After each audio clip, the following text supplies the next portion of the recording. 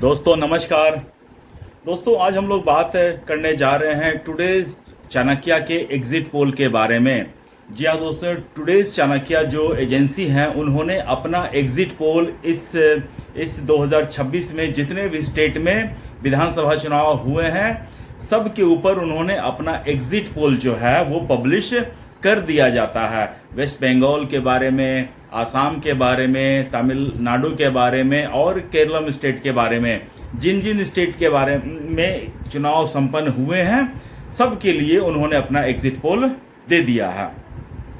दोस्तों यहाँ पर मैं ये कहना चाहूँगा कि एग्जिट पोल जो होता है ना वो एक डेटा होता है और डेटा को स्टडी किया जाता है और ज़रूरी नहीं है कि हर बार आपने जो डेटा को समझा है, डेटा को जो रीड किया है, डेटा को जो स्टडी किया है, आपका जो आउटपुट है वो हमेशा सही हो, ऐसा नहीं है। कोई भी एग्जिट पोल करने वाली एजेंसी कभी भी ये 100% एक्यूरेसी के साथ डेटा का सीड्स का प्रोजेक्शन कर ही नहीं सकती है। सिर्फ वो एक अनुमान लगाते हैं कि हमने ये एनालिसिस किया है, हमारे अनुसार इतने सीटें आ रही हैं। और जितने भी पॉलिटिकल पार्टी के लोग हैं अपनी अपनी सुविधा के अनुसार एग्जिट पोल को मानते हैं और एग्जिट पोल को नकारते भी हैं। अब जैसे देखिए, अभी 2 दिन से मैं देख रहा हूं जितने भी एग्जिट पोल टीवी पर चल रहे हैं, चाहे वो पश्चिम बंगाल के बारे में हो, असम के बारे में हो, तमिलनाडु के बारे में हो या केरल के बारे में हो, सभी एक ही तरफ इशारा कर रहे हैं और सभी पॉलिटिकल पार्टी जो है अपना बचाव करते हुए यही कह रहे हैं कि अगर एग्जिट पोल उनके मन मुताबिक नहीं है तो वो यही कह रहे हैं कि एग्जिट पोल फेल होगा। या और वो अपने एग्जाम्पल के लिए देते हैं कि 2024 का लोकसभा का आप देख लीजिए, जितने भी एग्जिट पोल थे सभी के सभी एक लाइन से फेल हुए थे। आई एग्री कि एग्जिट पोल फेल होते हैं, इसका मतलब ये नहीं है कि एग्जिट पोल करने वाली एजेंसियां जो हैं वो एग्जिट पोल करना बंद कर दें।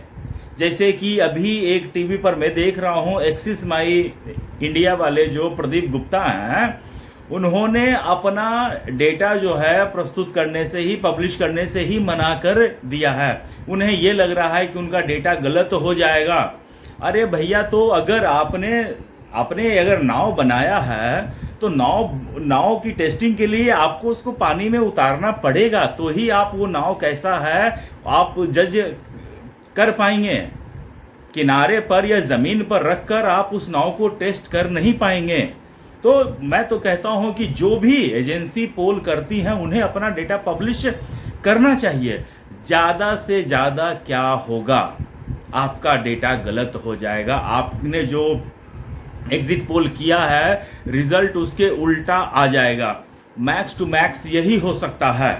तो लेकिन इससे क्या होगा कि आपका जो मॉडल है, आपका मॉडल लर्न करेगा और हो सकता है कि नेक्स्ट टाइम आपका जो एनालिसिस है, आपका जो प्रोजेक्शन है वो सही डायरेक्शन में काम करेगा। तो हम लोग विदाउट वेस्टिंग आवर टाइम हम लोग टुडेज चाणक्य के जो एग्जिट पोल हैं उसके ऊपर हम लोग बात करते हैं कि उन्होंने क्या प्रोजेक्शन दिया है। तो सबसे पहले हम बात कर लेते हैं पश्चिम बंगाल चुनाव के बारे में। जी हाँ दोस्तों, पश्चिम बंगाल चुनाव जितना चर्चा आज तक मैंने कभी किसी चुनाव में नहीं देखा। मैं बहुत साल से चुनाव को कवर कर रहा हूँ, एटलीस्ट 2014 से तो कर ही रहा हूँ। और तो पश्चिम बंगाल में टुडेज चाणक्य का जो पोल सर्वे कहता है, ये देख लीजिए आप, कि बीजेपी को 192 सीट्स आने जा रहा है। वहीं पर ममता बनर्जी की तृणमूल कांग्रेस को 100 सीटें आने जा रही हैं और अदर्स के लिए कोई स्कोप नहीं है, सिर्फ 2 सीटें आ रही हैं। तो इन्होंने बिल्कुल क्लियर कट कर दिया है। और इनका मैं वोट शेयरिंग भी देख रहा था, इन्होंने भारतीय जनता पार्टी को 48 और ममता बनर्जी को 38% वोट दिया है, विच इज मतलब कि it is reverse of what जो 2021 में था उसका बिल्कुल उल्टा। दोस्तों मेरे जो सर्वे मैंने जो किया था सर्वे फेवी पोल्स के लिए, तो उसमें मैंने देखा था मेरे अनुसार भारतीय जनता पार्टी को 42 या 43% वोट आ रहे, 43.9 44% वोट आ रहे थे, और टीएमसी को 40% आ रहे थे। 4% का डिफरेंस था। 4% के डिफरेंस पर मुझे बीजेपी को 179 सीट से आए मेरे पोल के अनुसार, और तृणमूल कांग्रेस को 118 सीटें आ रही थी। लेकिन यहां पर इनके पोल में 10% का गैप है, और 10% के गैप से दोनों के सीटों का डिफरेंस भी बढ़ जा रहा। 192 बीजेपी, 100 टीएमसी, जो बिल्कुल सही डायरेक्शन में जाता हुआ दिख रहा है। अब दोस्तों आ जाइए सेकंड स्टेट। इस स्टेट में भी एसआईआर का काम हुआ है, लेकिन इस स्टेट का जो कैंपेन है उतने शोर शराबे वाला नहीं रहा है, क्योंकि सारा शोर शराबा, सारा अट्रैक्शन तो पश्चिम बंगाल खींच लिया, तो इसमें किसी तरह का शोर शराबा हुआ नहीं है। और टुडेज चाणक्य के अनुसार तमिलनाडु में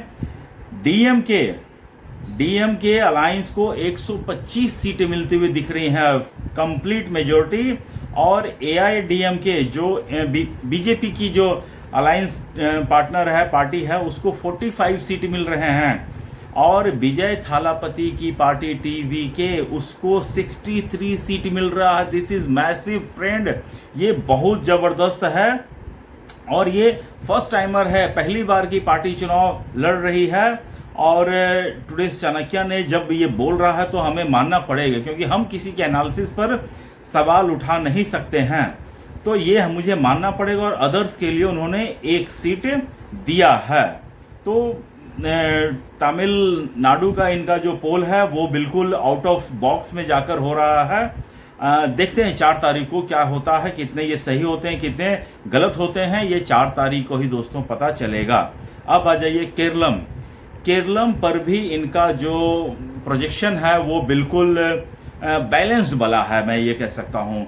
यूडीएफ कांग्रेस वाली को इनको मिला है 69 सीट, मतलब कि सोचिए केरलम में 140 सीटें हैं टोटल, और वहाँ पर मेजोरिटी लाने के लिए 71 सीट की ज़रूरत पड़ेगी।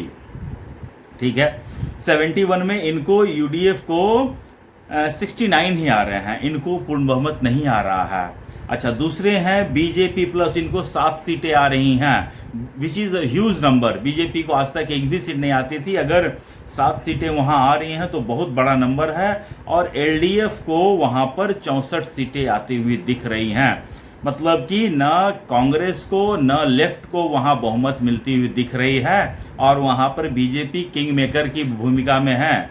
और वहां पर मुझे लगता है कि मजबूरी में लेफ्ट और कांग्रेस को एक साथ मिल आकर सरकार बनाना पड़ेगा, और बीजेपी वहां पर मेन अपोजिशन में रहेगी। This is the power of BJP, from nowhere to सीधा अपोजिशन में आ जाएंगी। इससे पहले बीजेपी कहीं नामो निशान ही नहीं था, लेकिन अगर इस चुनाव में ऐसा मैंडेट आता है जैसा कि टुडेज चाणक्य वाले दिखा रहे हैं, तो बीजेपी जो है डायरेक्ट अपोजिशन में बैठ जाएगी। उसके बाद दोस्तों अदर्स के लिए यहाँ पर कोई स्कोप नहीं है। उसके बाद आ जाइए दोस्तों आसाम भी बिल्कुल इंटरेस्टिंग है दोस्तों। मैंने भी आसाम के ऊपर अपना पोल किया था, एग्जिट पोल किया था फीवी पोल्स के लिए, और मेरा जो एग्जिट पोल था आसाम के लिए और जो टुडेज चाणक्य का जो एग्जिट पोल था बिल्कुल मैचिंग है। मैंने 98 सीट दिए थे, और ये लोग जो हैं टुडेज चाणक्य वाला वो 102 सीटें दे रहे हैं बीजेपी को 100+। दोस्तों मेरे मन में बैक ऑफ माइंड में चल रहा था कि बीजेपी प्लस जा सकती है, लेकिन मेरे जो डेटा में आ रहा है सो मैंने जो दिखाया, ठीक है ना, इनके डेटा में जो आ रहा है वो इन्होंने दिखाया। तो लेकिन ये है कि मेरे माइंड में था, लेकिन मेरे डेटा के अनुसार 98 पर ही जाकर रुक जाते हैं। कांग्रेस को 23 सीट्स आते हुए दिख रहे हैं। मैंने भी अपने फीवी पोल्स के लिए जो किया था उसमें 22 सीट मैंने कांग्रेस को दिया था, और यहाँ भी ये 23 सीट देते हुए दिख रहे हैं। अदर्स को मैंने 6 सीटें दी थी, और यहाँ पर अदर्स के लिए सिर्फ और सिर्फ 1 सीटें टुडेज चाणक्य वाला दे रहे हैं। तो दोस्तों जैसा कि आप देख सकते हैं कि मैंने भी जो एनालिसिस किया था फीवी पोल्स के लिए और ये टुडे से चाणक्य का जो पोल है, इन दोनों में बहुत हद तक सिमिलरिटी है और वोट परसेंटेज से लेकर सीट शेयरिंग तक से लेकर सीट प्रोजेक्शन तक दोनों में बहुत हद तक समानता है।